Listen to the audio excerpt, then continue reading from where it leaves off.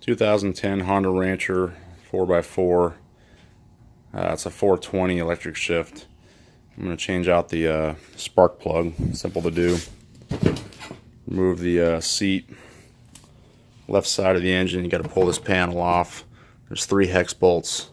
I've already taken 2 off, so I'm going to take the 3rd one off, and then the panel comes off just like that.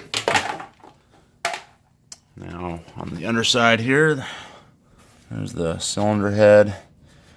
Take the spark plug wire off, show the spark plug, and then go get a 5/8 inch spark plug socket. Alright, with the socket, pop it on, and go ahead and loosen it. Once it's loose, just take the wrench off and just take it off by hand the rest of the way.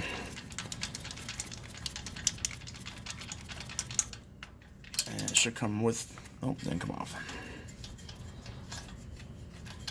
There it is. So that's a dirty old spark plug. I'm going to replace it with a new one.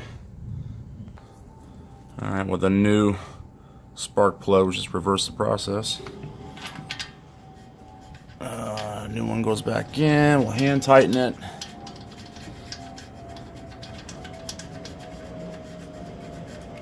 Once it's hand tightened, go ahead and take your 5/8 inch socket, put it back on, and I'm not going to put it on very tight, just quarter of a turn.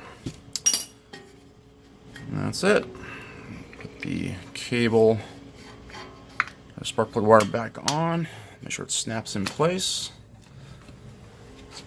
And then before I put the panel back on, we're going to start it up and test it, make sure it runs.